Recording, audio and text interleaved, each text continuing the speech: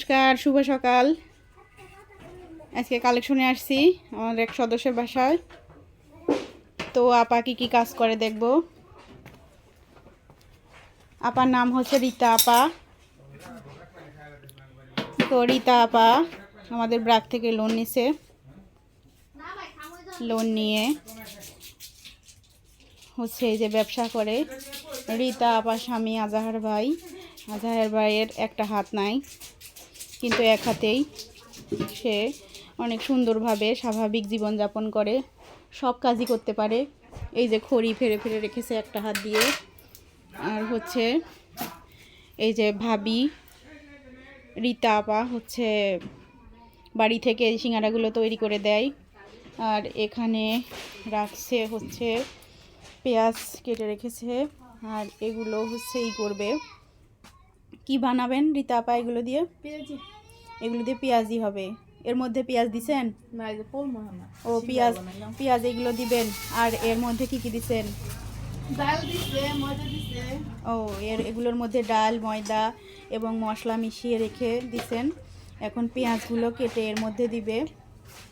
আর হচ্ছে শেরপুরের স্থানীয় ভাষায় বলে গুলগুলি, যেগুলো খুবই বিখ্যাত, কিন্তু গুলগুলিগুলো দেখাইতে পারলাম না। শেরপুরের বিখ্যাত খাবার গুলগুলি বলে, যেটা আটা দিয়ে বানায়।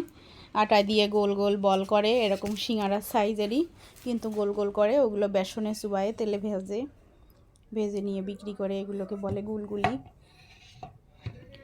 তো বন্ধুরা, আজাহার ভাইয়ের একটা হাত নাই, এক হাতেই সে সুনিপুণভাবে স্বাভাবিক জীবনযাপন যেভাবে করে সেও সেইভাবেই জীবনযাপন করে। এনাদের এই যে কাহিনী, এখন সংসার জীবনের কাহিনী রীতা আপার মুখ থেকে শুনবো। রীতা আপা, কিছু তো বলতেন। ভাবি ভালো আছেন? হ্যাঁ, এই যে আমাদের আরেকটা সদস্য আসছে, ইনিও আমাদের সদস্য। এনার হাজবেন্ড অটো চালায়, পাশেই বাসা। তে ভাবি আসছে কিস্তি দিতে হচ্ছে, এখন আমরা আসছি। তো রীতা আপা আবার পান খায়, এই যে সুপারি কাটছে। আমরা জাঁতি দিয়ে সুপারি কাটি, কিন্তু রীতা আপারা দাও দিয়ে সুপারি কাটে। এ দেখেন কত সুন্দর করে সুপারিটা কেটে ফেললো।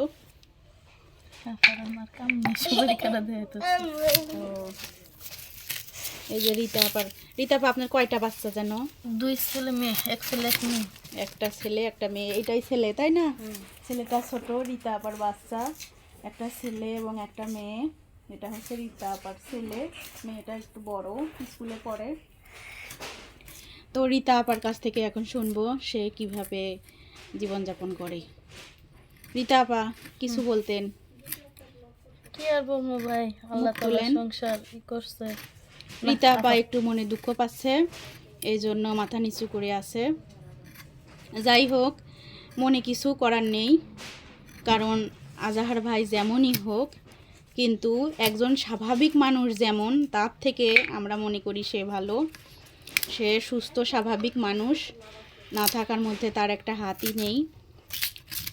এবং কিন্তু সে সংসারে ছেলে মেয়ে নিয়ে সংসার, পরিবারে 4 জন লোক, রীতা আপা, ভাই, তার একটা ছেলে একটা মেয়ে।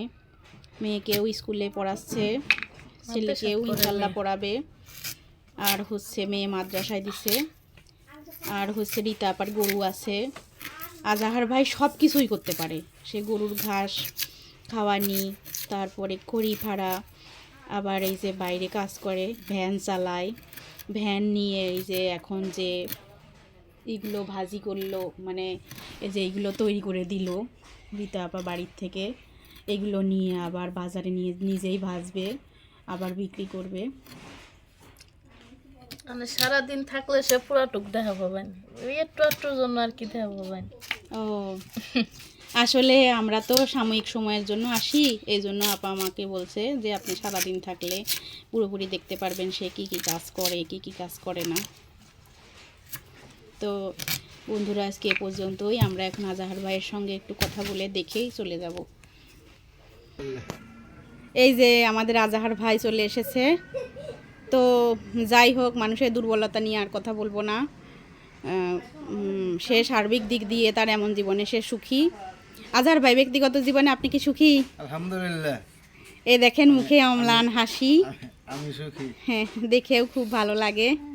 আসলে আমাদের ভাইয়ের থেকে শিক্ষা নেওয়া উচিত যে কিভাবে সে সংসার জীবন যাপন করছে, তাও বা সুস্থভাবে স্বাভাবিকভাবে, আর হচ্ছে অস্বাভাবিক হয়েও সুস্থভাবে স্বাভাবিকভাবে জীবনযাপন করছে। এর জন্য সবাইকেই তার কাছে কৃতজ্ঞ থাকবো আমরা। তো বন্ধুরা আজকে এ পর্যন্তই, পরবর্তীতে আবারও আসবো। ধন্যবাদ সবাইকে, ভালো থাকবেন, নমস্কার।